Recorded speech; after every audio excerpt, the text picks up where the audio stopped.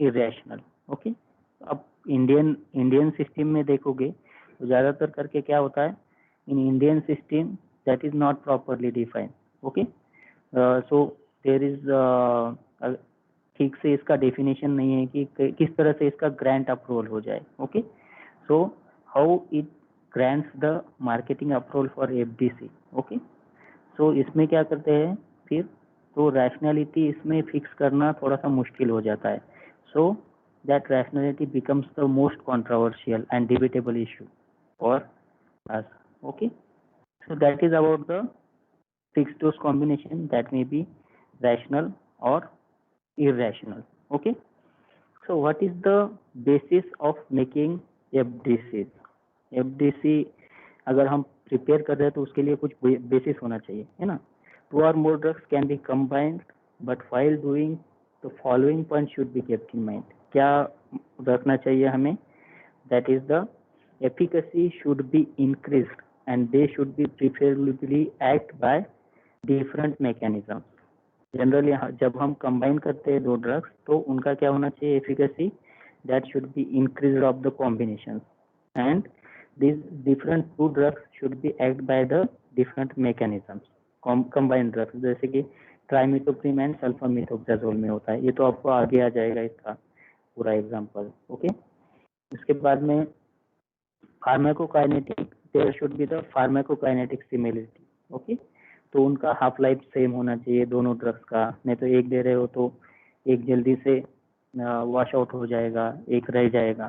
So it should have the similar half life and both should be metabolised and excreted unchanged. So pharmacokinetic parameter में इसका जो एक तो दोनों metabolise होने चाहिए, दोनों अनचेंज एक्सक्रीशन होना चाहिए उसका। Okay, so that combination that can be suitable in poor renal or poor hepatic function, उसमें भी ये इसका ज़्यादा चेंज नहीं होना चाहिए। ठीक है, दूसरा, amount of drug in which 2 drugs are combined also depend on the apparent volume of distribution and peak plasma concentration। दोनों का भी generally apparent volume of distribution थोड़ा सेम होना चाहिए उसके हिसाब से, नहीं तो उसके हिसाब से आपका डोज एडजस्टमेंट होना चाहिए। ओके, तो उस हिसाब से आप उसको कंबाइन कर सकते हो। पीक प्लाज्मा कॉन्सेंट्रेशन भी उनका टाइमली आना चाहिए। ठीक है, सो तो individual drug so that can achieve the same plasma concentration. जैसे कि हम ट्राइमिथोप्रिम और सल्फामिथोक्साजोल में अलग अलग रेशियो में, डोज रेशियो में देते हैं 1:5 में, तो उनका जो प्लाज्मा कॉन्सेंट्रेशन आता है वो उसका एज जिस तरह से हम एक्ट करते हैं कि उसका सिनर्जिस्टिक इफेक्ट में आ जाए। ओके, जो हमें चाहिए उस तरह से उसका प्लाज्मा कॉन्सेंट्रेशन आना चाहिए। Both should have the different side effect profile. हर एक जो कंबाइन कर रहे हैं ड्रग उनका साइड इफेक्ट प्रोफाइल डिफरेंट होना चाहिए। अगर सेम ही रहा तो वो साइड इफेक्ट में भी सिनर्जिस्टिक हो जाएगा, है ना। It is better if the side effect of one may counter the other। जैसे कि हम potassium losing and potassium sparing diuretics use करते हैं। जैसे कि पोटेशियम लूजिंग होगा तो पोटेशियम निकाल देगा, और पोटेशियम स्पेयरिंग होगा तो ये पोटेशियम क्या करेगा, साथ में रिटेन करेगा। तो अगर दोनों काउंटर में हम यूज करते हैं समझो, ठीक है, तो अगर दोनों काउंटर में यूज करते हैं तो ऐसे ड्रग्स का कॉम्बिनेशन इज रैशनल। इस तरह से आप रैशनैलिटी डिसाइड कर सकते हो। अनदर एग्जांपल इज कॉम्बिनेशन एटेनोल से ब्रैडिकार्डिया होता है, एम्लोडिपिन से टैकीकार्डिया होता है। अगर दोनों को कंबाइन कर दोगे तो ब्रैडिकार्डिया टैकीकार्डिया नल हो जाएगा, है ना। So that is important, that is another basis for the preparation of FDC. Okay, so convenience of administration and thus the better patient compliance. इसमें क्या होता है, अगर आप एफडीसी करते हो तो एडमिनिस्ट्रेशन में कन्वीनियंट होगा, जहाँ पे आपको बड़ा टैबलेट लोड यूज करना पड़ रहा है। ओके, आपको जहाँ पे 5 टैबलेट यूज करनी पड़ रही है वहाँ पे आप 2 टैबलेट पे आ रहे हो, 1 टैबलेट पे आ रहे हो, है ना। तो that is the convenience of administration होगा, एंड इसके हिसाब से क्या होगा, पेशेंट का कॉम्प्लायंस बढ़ जाएगा। Patient is adhere to its treatment, compliance यानी। Okay, particularly when treatment is prolonged and life long. Okay, अगर आपको प्रोलॉन्ग और लाइफ लॉन्ग ट्रीटमेंट लेनी है तो पेशेंट ज़्यादा टैबलेट लोड लेने से अच्छा है कम टैबलेट लोड में ले ले, है ना। So that is the basis for FDC. इसमें से पेशेंट कोई ड्रग लेना भूल नहीं सकता है।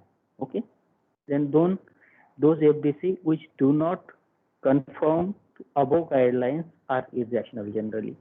ओके, तो आपको उसके लिए रैशनलिटी के लिए देखना पड़ेगा। तो sometimes FDC are rational but their use is irrational. Okay, ऐसे भी होता है। If FDC of antihypertensive drug और anti diabetic drugs are used to start the treatment, it is irrational. तो आपको स्टार्टिंग में एक ड्रग स्टार्ट करके फिर दूसरा ड्रग स्टार्ट करना है, आप सीधा कॉम्बिनेशन से स्टार्ट नहीं करना चाहिए, तो दैट इज इरेशनल। ओके, अगर आप एक बार स्टेब्लिश हो जाए कॉज आपका और आपको एक बार ड्रग ये वन ड्रग से नहीं हो रहा है, आपको 2 ड्रग यूज करने पड़ रहे हैं, तो उसमें आप फिर उसको कॉम्बिनेशन को यूज कर सकते हो, फिर वो रैशनल हो जाएगा। Okay, what are the advantages of the FDC? FDC के एडवांटेजेस क्या है? तो एडवांटेजेस में यस, पीने का क्या चक्कर होता है? एक तारीख से सच में इलेक्ट्रॉनिक सामान महंगा हो रहा है, तो कह रहे हैं उसमें वो लग जाएगा ना। आप लोग माइक बंद कर दीजिए, ठीक है। Am I audible? Yes, sir. Yes, am I audible? Yes, sir. Yes, sir. Yes, sir. Okay okay, अपनी माइक बंद कर दीजिए so you can listen carefully. Okay, तो आपको नॉइज नहीं आएंगे बीच में, ठीक है। तो एडवांटेजेस जो है इसमें एफडीसी के फिक्स डोज कॉम्बिनेशन के एडवांटेजेस क्या होंगे? If there is the enhanced efficacy, okay, that can cause the enhance in efficacy, जैसे कि ट्यूबरकुलोसिस एंटी डायबिटिक ड्रग्स के या फिर एंटी हाइपरटेंसिव ड्रग्स होते हैं जहाँ पे आप कॉम्बिनेशन यूज करते हो तो वहाँ पे एफिकेसी एनहांस हो सकती है जनरली एंटी हाइपरटेंसिव में, है ना। जैसे हमने अलग अलग तरह के एंटी हाइपरटेंसिव देखे हैं, ठीक है। सो वो तो आपका बाद में ठीक से पता चल जाएगा जब ये सब आपका हो जाएगा पढ़ना, ठीक है। With certain FDC efficacy is not increase. Okay, इसमें एफिकेसी इंक्रीज नहीं होती है but adverse effects are antagonise. Okay, so adverse effect that can antagonise, जैसे कि मैंने बताया था आपको टैकीकार्डिया हो गया, अम्लोडिपिन से एटोनोल काउंटर एक्ट कर देगा, that can cause the bradycardia. So इसका एफडीसी आप यूज करोगे इस वजह से। ओके, दूसरा एडवांटेज होता है that has the synergistic effect. Trimethoprim और सल्फामेथोक्साजोल देखोगे तो ये दोनों अगर कॉम्बिनेशन में यूज करते हो तो वो जो दोनों जो बैक्टीरिया इंडिविजुअली किल नहीं कर सकते, that can not kill the microorganisms individually, so that microorganisms also can be killed by the combination. Okay, अब लियोडोपा कार्बिडोपा का देखो तो जो आपको डोज ज़्यादा लग रहा है यानी लियोडोपा का, कार्बिडोपा दे दोगे तो उसका डोज कम हो जाएगा, है ना। सो इसका लेवल्स बढ़ जाएंगे और अच्छी तरह से एक्ट करेगा, that can cross blood brain barrier effectively, so it has the synergistic effect. Okay, synergistic effect यानी क्या होता है? जब 2 ड्रग कंबाइन करते हो तो कॉम्बिनेशन का इफेक्ट 2 ड्रग से इंडिविजुअल इफेक्ट से ज़्यादा होता है ना। So that is about the synergistic effect. उसके बाद दैट ये दूसरा एडवांटेज है कि that prevent the development of drug resistance, जैसे कि ट्यूबरकुलोसिस में अगर आप एक ड्रग यूज करते हो तो that can cause the drug resistance, combination say that can prevent the resistance. Okay, resistance formation. दूसरा एडवांटेज होगा that reduce the adverse effect. Adverse effect किस तरह से एफडीसी में रिड्यूस होते हैं? अगर आप पोटेशियम लूजिंग डायबिटिक्स के साथ पोटेशियम स्पेरिंग डायबिटिक्स कंबाइन करते हो, लियोडोपा कार्बिडोपा कंबाइन करते हो, तो ये क्या करते हैं? उसके एडवर्स इफेक्ट कम कर देते हैं, ठीक है। एडवर्स इफेक्ट जिस तरह से कि लियोडोपा अगर दोगे तो उसका डोपामिन पेरिफेरल कन्वर्जन हो जाएगा, तो उसके डोपामिन पेरिफेरल में ज़्यादा एडवर्स इफेक्ट आ जाएंगे। अगर आप कार्बिडोपा के साथ कंबाइन करके देते हो तो पेरिफेरल कन्वर्जन नहीं होगा और उसके एडवर्स इफेक्ट कम हो जाएंगे। ओके, सो दूसरी एक बात होती है कि एडवर्स इफेक्ट में बी एनहांस, जैसे कि आप हिपेटोटॉक्सिक ड्रग देते हो तो इसमें ये एनहांस हो सकता है, बट दैट इज ये आपको कैसे भी करके देने हैं, तो इसमें आपको कॉम्बिनेशन में अगर दे दोगे तो पेशेंट कॉम्प्लायंस बढ़ जाएगा, इसलिए उसको अप्रूव किया है। कुछ स्पेशली कुछ चीज़ों के लिए स्पेशली अगर डिसएडवांटेज होती हुई भी कुछ अप्रूव किए हैं WHO ने, so that is the need for that disease. Okay, दूसरा होता है अगर कॉम्बिनेशन की कुछ चीज़ों में कभी कभी कॉस्ट रिड्यूस हो जाती है, इंडिविजुअल ड्रग की कॉस्ट ज़्यादा हो जाती है, कॉम्बिनेशन की कम हो जाती है। Always that is not true, but कभी कभी रिड्यूस हो सकती है। और मेन पॉइंट होता है कुछ की that is taking the FDC is convenient so that there is the better patient compliance. Patient का कॉम्प्लायंस अच्छा होता है जहाँ पे आपको प्रोलॉन्ग ट्रीटमेंट यूज कर रहे हो, दैट इज द एडवांटेजेस। जैसे कि anti-HIV हो गए, anti hypertensive, tuberculosis, anti diabetic, इसमें जनरली ये काम देगा। ठीक है, एडवांटेजेस होता है कि अगर एक इंग्रेडिएंट सिर्फ इसलिए ऐड किया जाता है कि that to minimise the abuse of the other ingredient.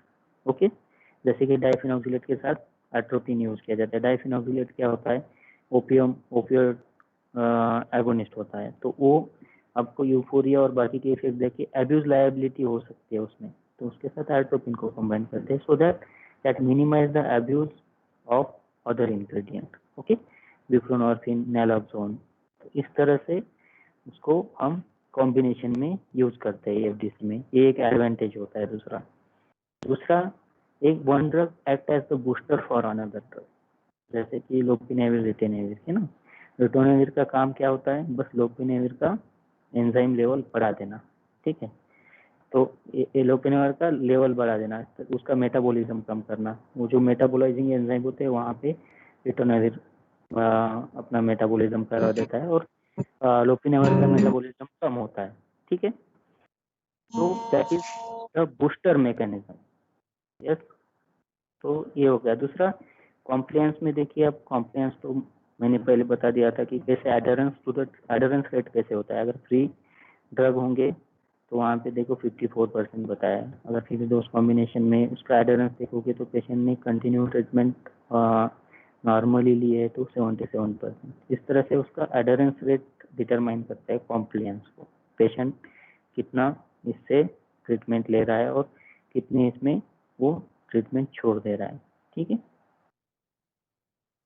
Rational point होता है main advantage often emphasised in the FDC को कोई अगर मेन एडवांटेज बोलते हैं कुछ लोग तो only convenience and better compliance, है ना। तो अगर दो ड्रग सिर्फ इसलिए कंबाइन कर रहे हो merely for the convenience, then it is not considered as the rational. Okay, सिर्फ कुछ anti tubercular, anti HIV drugs जो आपको लेने होते हैं उसको छोड़ के बाकी इसको हम रैशनल नहीं बोलते हैं, ओनली फॉर कॉम्प्लायंस और कन्वीनियंस। इस चीज के लिए अगर आप ये देते हो, FDC देते हो, तो इसको हम रैशनल नहीं बोलेंगे। ओके, उसमें दूसरे जो एडवांटेजेस बताए वो होने चाहिए। रैशनल किस तरह से होता है, देखो पिल बर्डन रिड्यूस हो जाएगा, जिसमें आपको देखते हो तो अलग अलग जो ज़्यादा पिल लेनी पड़ रही है वहाँ पे आपको कम पिल, पेशेंट्स का कन्वीनियंस एडरेंस तो बढ़ जाएगा, मोनोथेरेपी भी प्रिवेंट हो जाएगी उसमें। ठीक है, ये भी होगा, रेजिस्टेंस डेवलपमेंट का प्रोबेबिलिटी कम हो जाएगा। ओके, तो ये जनरली ट्यूबरकुलोसिस और एड्स, लेप्रोसी ऐसे इसमें आप देते हैं। दूसरा कि अगर अलग अलग तरह की कंडीशन है, ओबेस भी है पेशेंट, हाइपरटेंसिव भी है, डायबिटीज भी है, हार्ट डिसीजेस भी है, तो ऐसे इसमें कुछ कॉम्बिनेशन यूज करके आप पिल बर्डन कम कर सकते हो।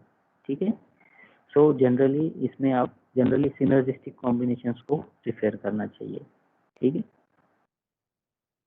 दूसरा आपका पॉलीफार्मेसी, जहाँ पे पॉलीफार्मेसी का चांसेस है वहाँ पे combination of drugs that target the same indications को आप एक साथ ले सकते हो, जैसे ट्यूबरकुलोसिस, मलेरिया का बोला। साइड इफेक्ट का जैसे कि side effect can be reduced by the one drug that may be the purpose for the combination FDC का।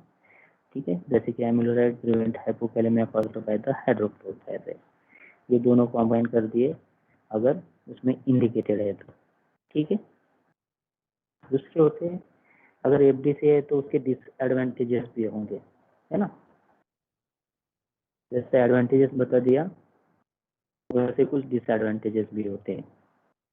तो डिसएडवांटेजेस क्या होते हैं कि अगर आप एक बार एफडीसी फिक्स करते हो so you can not adjust the dose.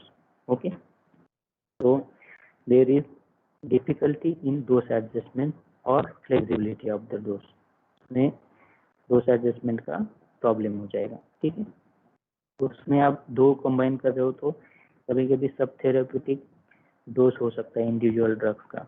कई इसमें आप कॉम्बिनेशन देते हैं जहाँ पे अगर आप कम डोज में कंबाइन कर रहे हो तो सब थेरेप्यूटिक डोज हो सकता है। ठीक है, तो दूसरा difficulty to detect the side effect. तो साइड इफेक्ट किस वजह से हो रहा है, इस ड्रग से हो रहा है या उस ड्रग से हो रहा है, और ज़्यादा अगर ड्रग होंगे तो और किस ड्रग से हो रहा है। तो ये आप डिफिकल्ट हो जाएगा, जिसका पता नहीं है ऐसे किसी ड्रग से हो गया समझो, तो आपको डिटरमाइन करना डिफिकल्ट होगा। Adverse effect. ओके, दूसरा होता है pharmacokinetic incompatibility and pharmacokinetic of different component may be affected differently in altered hepatic and renal function. Okay, so hepatic renal function में अगर कॉम्बिनेशन है और एक ड्रग हेपेटिक से मेटाबोलाइज हो रहा है, एक ड्रग रीनल से एक्सक्रीट हो रहा है, तो अगर एक कोई अल्टर्ड फंक्शन है तो उसमें उसको फार्माकोकाइनेटिक डिफरेंट हो जाएगा और फिर वो एफडीसी इनकॉम्पेटिबल हो जाएगा। ठीक है, दूसरा है तो एलर्जी अगर एक ड्रग को है तो दूसरा ड्रग भी आप नहीं दे सकते क्योंकि वो कॉम्बिनेशन है ना, तो पूरा एफडीसी कॉन्ट्राइंडिकेट हो जाएगा। और इसमें cost of treatment can be increased, individually कभी कभी कम हो सकता है, कॉम्बिनेशन में कॉस्ट भी बढ़ा सकते हैं कंपनी वाले, so that can offer, that are the disadvantages of FDC. दूसरा होता है कि कभी कभी एनहांस साइड इफेक्ट एनहांस हो जाते हैं, जैसे कि पूरा हेपेटोटॉक्सिक ड्रग आपने ट्यूबरकुलोसिस में साथ में दे दिया, फिर भी डब्ल्यूएचओ ने उसको अप्रूव कर दिया है फॉर द कन्वीनियंस, ये एक एक्सेप्शनली अप्रूव किया है। ठीक है, और कभी कभी एफडीसी का क्लियर कट इंडिकेशन नहीं होता है, एक ड्रग काफी होता है फिर भी एफडीसी दिया जाता है।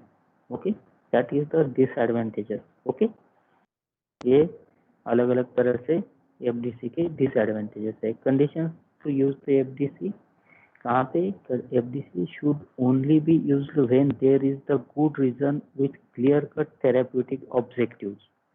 Okay, clear cut therapeutic objective होगा तो ही आपको यूज करना है। When patient needs all the drugs in the FDC, अगर सभी ड्रग आपको यूज करने हैं तभी वहाँ पे यूज करना चाहिए।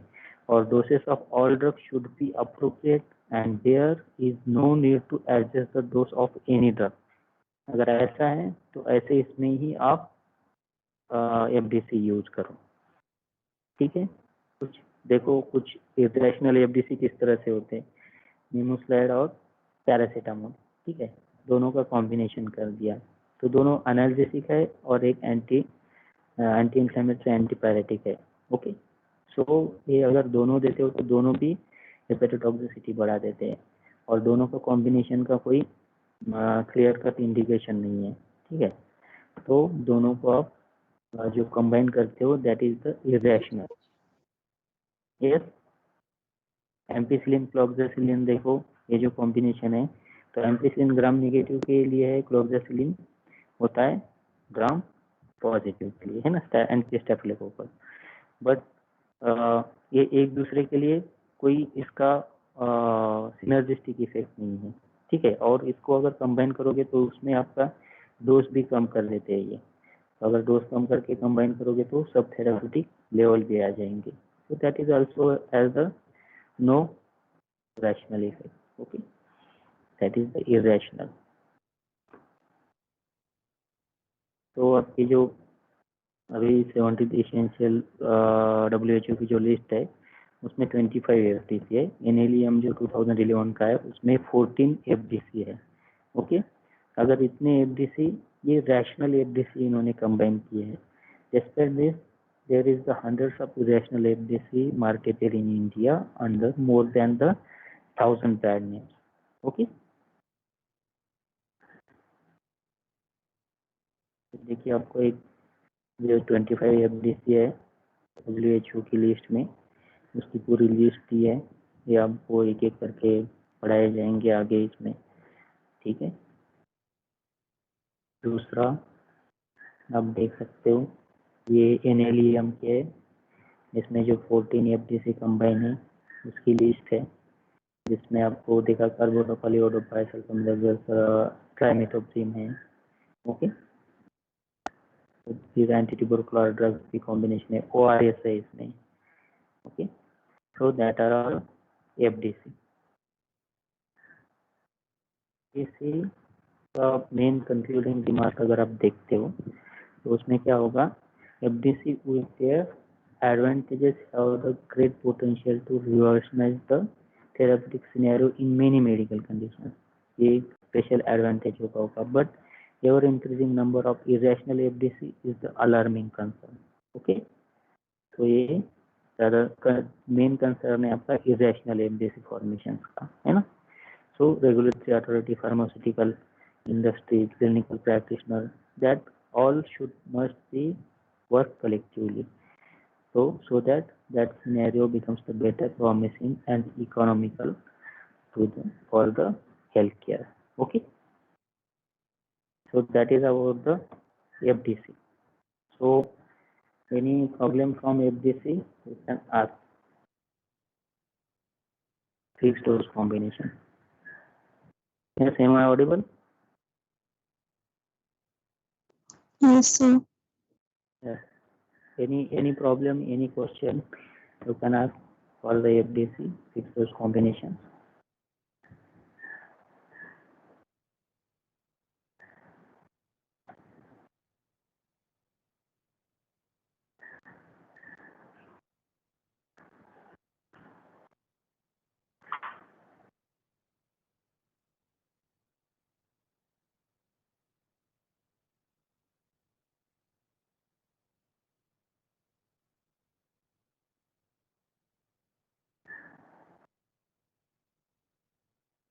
So we can move towards the standard treatment guidelines, है ना, standard treatment guideline और STG. Okay, क्या है STG? It is the systemically developed statement. Okay, STG क्या होता है? जो standard treatment guidelines होती है, that is the systemically developed statement designed to assist the practitioners and patients in making decision about the appropriate health care for specific clinical circumstances. Okay, तो specific major clinical health problem है, उसके लिए अगर आपको क्या देना है, कौन सी ड्रग्स देना है, इसके लिए या सिस्टमिकली जो डेवलप करते हैं पूरा treatment protocol, that can assist the practitioner and patient. Okay, कि आपको कौन सा ड्रग लेना है, कौन सा नहीं लेना है, तो इसको बोलते हैं स्टैंडर्ड ट्रीटमेंट गाइडलाइन। ओके, और जो स्टैंडर्ड ट्रीटमेंट गाइडलाइंस होता है, ओके, सो कौन डिसाइड करता है? That is decided by the drug and therapeutic committee. Okay, so ये अलग अलग मैनेजमेंट के गाइडलाइंस डिसाइड करते हैं। सो मेन कंसर्न क्या होता है? That evaluation of the evaluates the new medicines for formulary, identify and correcting the medicine use problem अगर कुछ है तो, assessing and controlling the ADR, इन सबका आपको यूज करना होता है for formation of the standard treatment guideline. Okay, क्यों जरूरत है हमें STG की? It is needed because treatment of disease may have many different approaches. Okay, अगर एक डिसीज है तो उसको हम अलग अलग ड्रग्स से ट्रीट कर सकते हैं, तो उसमें से बेस्ट कौन है वो हमें ढूंढना है। ओके, इसके लिए हमें स्टैंडर्ड ट्रीटमेंट गाइडलाइन की जरूरत है। Many practitioners will not remember the best method for treatment. Okay, so that is applying the most effective treatment benefit. अगर आप मोस्ट इफेक्टिव ट्रीटमेंट बेनिफिट अगर आप अप्लाई करना चाहते हो, सो फॉर द पेशेंट और हेल्थ केयर सिस्टम तो आपको STG चाहिए। ठीक है, फार्मूलरी मैनेजमेंट के लिए भी ये इम्पोर्टेंट होगा। Okay, formulary management will have only limited impact if medicine are used incorrectly, है ना। तो आपको फॉर्मूलरी डेवलप करना है, तो उसके लिए भी आपको स्टैंडर्ड ट्रीटमेंट गाइडलाइन चाहिए, क्योंकि वो ड्रग आप उसमें यूज कर सकते हो। Development and implementation of STG, it is the necessary task in health care system where numerous treatments may be available. जहाँ पे अलग अलग ज़्यादा ट्रीटमेंट अवेलेबल होते हैं एक ही डिसीज के लिए, वहाँ पे STG इज इम्पोर्टेंट। उसमें आप अलग अलग फैक्टर कॉस्ट कंसिडर कर सकते हो, ट्रीटमेंट कौन सा बेटर ड्रग है वो कंसिडर करके एक आप लाइन ऑफ ट्रीटमेंट बना सकते हो। ओके, दूसरा that need is for the solution of the therapeutic anarchy ना, तो पेशेंट को ज़्यादा बेनिफिट हो और तो बेस्ट ट्रीटमेंट के लिए है ना आपको बेनिफिट हो, तो उसके लिए तो casual observation as well as more systemic study of the prescribing practices frequently reveals the pattern of tremendous diversity among the prescribers in the treatment, है ना। तो इसमें फर्म से एक प्रॉब्लम आएगा। दूसरी प्रॉब्लम क्या होती है, इनकरेक्ट मेडिसिन चॉइस कोई बना सकता है, जो लेस एक्सपीरियंस्ड लोग होते हैं तो वो इनकरेक्ट चॉइस ऑफ ट्रीटमेंट की मेडिसिन बना सकते हैं ना। कभी कोई ओवर डोसिंग कर सकता है पेशेंट को, अंडर डोसिंग हो सकती है, तो पेशेंट को जो इफेक्ट चाहिए वो इफेक्ट नहीं आएगा। कोई चूज मोर एक्सपेंसिव मेडिसिन कोई चूज कर सकता है देन द लेस एक्सपेंसिव, तो वो पेशेंट के लिए अगर आप मोर एक्सपेंसिव होगे तो वहाँ पे भी प्रॉब्लम आ जाएगा, है ना। So that is important for need for the formation of the STG। STG को हम क्या क्या बोलते हैं, स्टैंडर्ड ट्रीटमेंट शेड्यूल बोलते हैं, स्टैंडर्ड ट्रीटमेंट प्रोटोकॉल बोलते हैं, हम थेरेप्यूटिक गाइडलाइंस बोलते हैं उसको, ठीक है, STG को। तो that STG generally list the preferred pharmaceutical and non pharmaceutical treatments for common health problem, ठीक है। फार्मास्यूटिकल होगा, नॉन फार्मास्यूटिकल ट्रीटमेंट जो कॉमन हेल्थ प्रॉब्लम है, जैसे ट्यूबरकुलोसिस हो गया, लेप्रेसी हो गया, मलेरिया हो गया, तो इसके लिए क्या करते हैं, एक कॉमन हेल्थ प्रॉब्लम पकड़ के उसकी pharmaceutical and non pharmaceutical treatment ये देखते हैं। फार्मास्यूटिकल में हम क्या देखते हैं जनरली, ड्रग का नाम क्या है, डोसेज फॉर्म, स्ट्रेंथ, कितने ड्रग्स देने हैं, एवरेज डोज, है ना, पीरियडिक्स में कैसे होगा, अडल्ट में कैसे होगा, number of dosage per day कितना देना चाहिए, number of days of treatment कितनी होनी चाहिए, है ना। तो ये सब हम इसमें डिसाइड करते हैं स्टैंडर्ड ट्रीटमेंट गाइडलाइन में। और दूसरा होता है आपका diagnosis and advice that can be included in the standard treatment guideline. आपको कोई अगर डायग्नोसिस किस तरह से करना है वो भी आ सकता है, और पेशेंट को क्या एडवाइस देनी है इसमें वो भी उसमें आप इंक्लूड कर सकते हो STG में, ठीक है। तो एडवांटेजेस क्या होंगे STG के, अलग अलग लेवल पे अलग अलग एडवांटेजेस होते हैं, ठीक है। तो हेल्थ केयर प्रोवाइडर्स के लिए क्या एडवांटेज होगा, so that provides the standardised guidance to the practitioner. Practitioner के लिए क्या होगा, एक स्टैंडर्डाइज्ड गाइडेंस डॉक्यूमेंट मिल जाएगा, ठीक है, that encourage the high quality cure by directing the practitioner to the most appropriate medicine for specific condition. Okay, that also provides the valuable assistance to all practitioners and especially to those with the lower level skills. Okay, जो नए हैं उनके लिए भी ये valuable assistance हो जाएगा। There is that enables provider to concentrate on making the correct diagnosis. Treatment तो ऑप्शन आपको आप उसको अवेलेबल करके दे रहे हो, करेक्ट डायग्नोसिस करने के लिए वो ज़्यादातर करके कॉन्सेंट्रेट कर देगा provider, health care provider, that is important. Okay, दूसरा होता है कि हेल्थ केयर ऑफिशियल के लिए क्या एडवांटेज होंगे, ठीक है, स्टैंडर्ड ट्रीटमेंट गाइडलाइन की, that provide the basis for evaluating the quality of care. Okay, quality of care किस तरह से हेल्थ केयर ऑफिशियल्स क्या करेंगे, इन जनरल देखेंगे कि पॉपुलेशन में किस तरह से आप उसका इफेक्ट हो रहा है ना, तो उसको आप इवेलुएट कर सकते हैं, क्वालिटी ऑफ केयर कैसे दी जा रही है, आप मोस्ट इफेक्टिव थेरेपी आपको दी जा रही है या नहीं, है ना, that provides the most effective therapy in term of quality, है ना, and also provides the system for controlling the cost by using the funds more efficiently. तो जो हेल्थ केयर ऑफिसर्स होते हैं उनको फंड्स का भी देखना पड़ता है, तो आपका फंड ठीक से यूटिलाइज हो रहा नहीं ये आप देख सकते हो, efficient utilisation of fund is important. Okay, that provides the information for practitioner to give the institutional standard care of to the patient. Okay, तो institutional care जो पेशेंट को दे सकते हैं कहीं भी जाके, तो आप वहाँ पे प्रैक्टिशनर भी दे सकता है। Okay, So that can be the vehicle for integrating special program. अलग अलग जो प्रोग्राम है उसको आप इंटीग्रेट कर सकते हो in primary health care facility also in with the single set of guideline.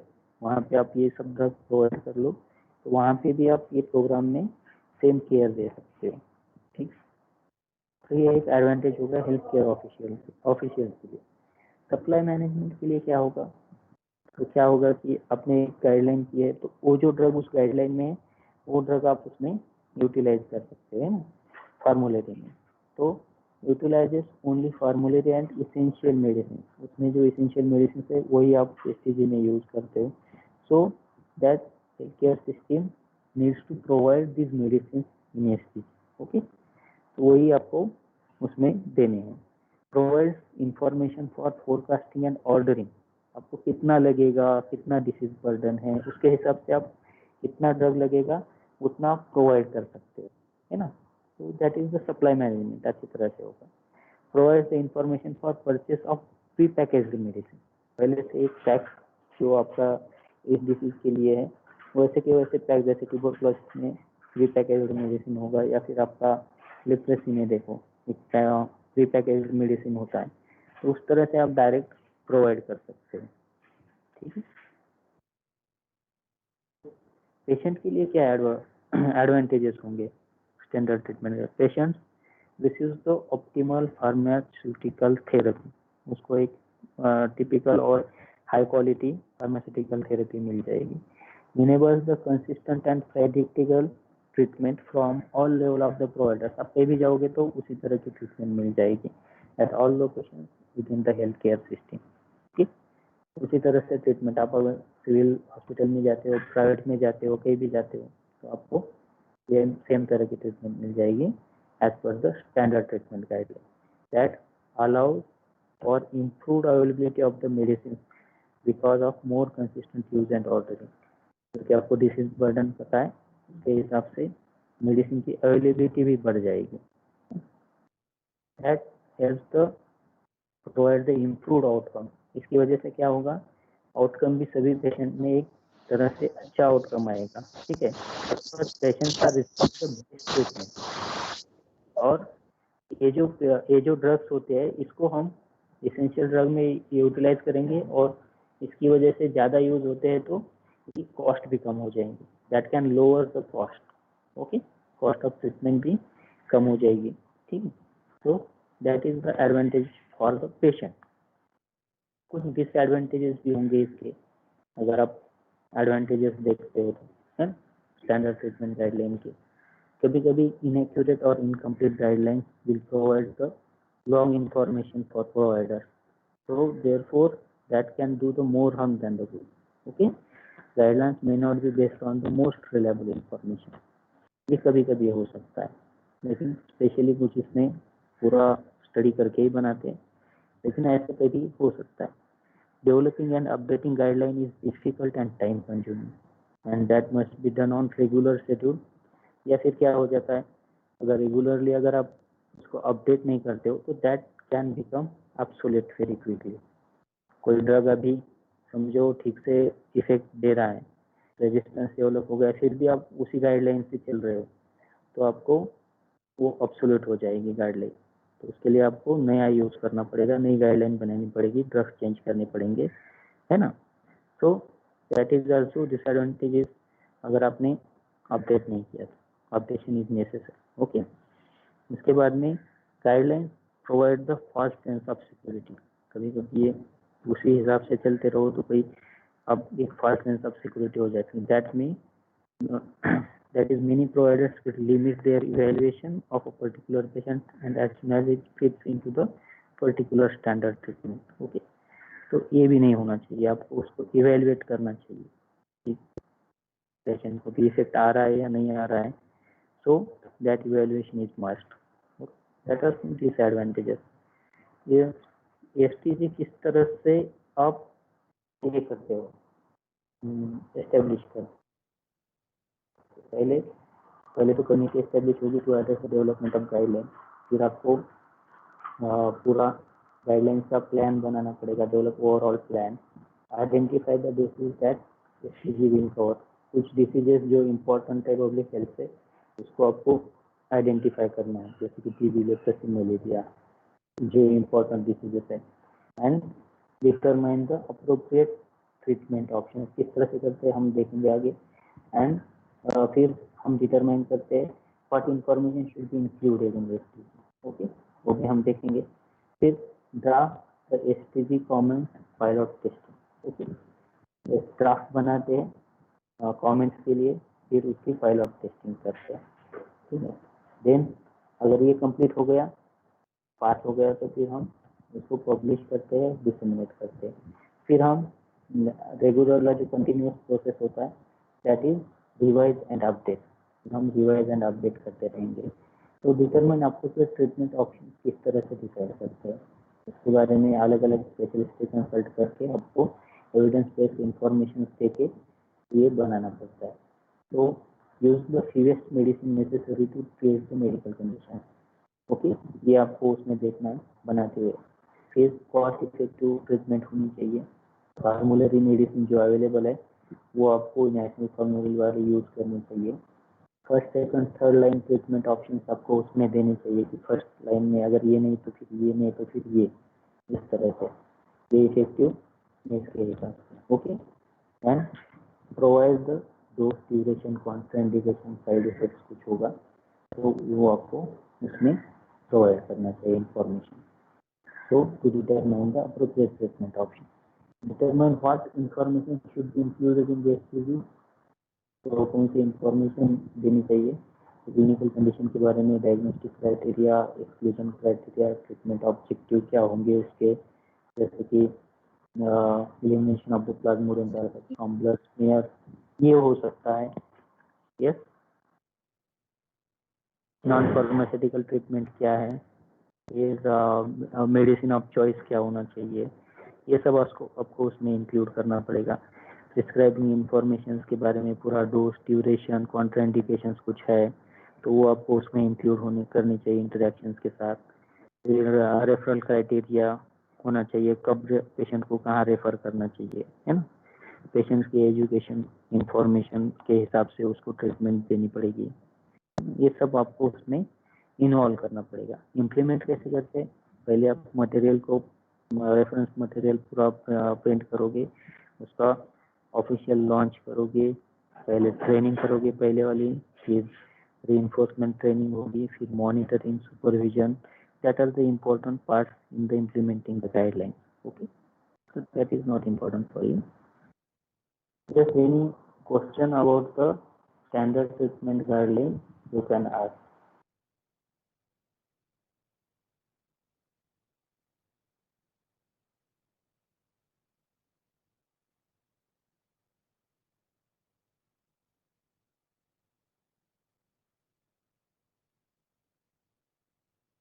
Am I audible?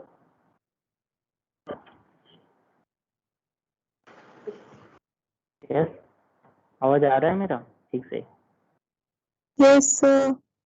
Clear आ रहा है ना।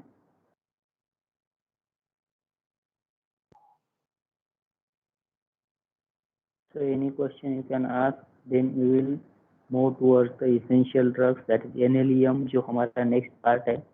ओके, इसके लास्ट पार्ट होगा आपका। हमने एफडीसी और एसटीजी देख लिया।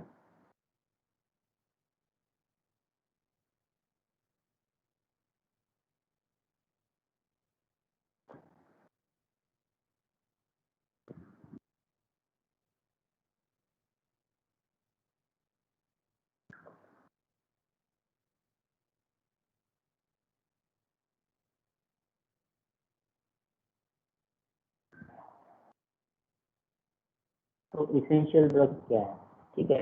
इसेंशियल ड्रग कहाँ से जनरेट हुआ, देखो 1975 में वर्ल्ड हेल्थ असेंबली हो गया था, ठीक है। तो वहाँ पे सबने, जो डायरेक्टर जनरल होगा उसको बोल दिया है कि for the selection and procurement के लिए आप रीजनेबल कॉस्ट के लिए एक ड्रग लिस्ट बनाइए, ठीक है। तो उसके लिए उसमें एक डिसाइड हुआ कि ड्रग लिस्ट बनाना है, और drug list, that first drug list जो कि हेल्थ नीड्स, सभी तरह के हेल्थ नीड्स ये कर सके, प्रोवाइड कर सके। तो फर्स्ट WHO मॉडल लिस्ट और essential drugs come in the 1977, which contain the 208 medicines. Okay, so it is stated that the essential drugs were the utmost important, basic, indispensable, necessary for the all health and need for the population. Okay, healthcare need of populations पूरी decide करने के लिए वो है। फिर 2007 में separate list for childrens up to 12 years बनाई गई। ओके, सो जो अब दो लिस्ट बनती है, एक अडल्ट के लिए और चिल्ड्रंस के लिए अलग। ओके, तो 2007 से फिर WHO ने अपना चिल्ड्रंस के लिए अलग से लिस्ट बनाना शुरू कर दिया।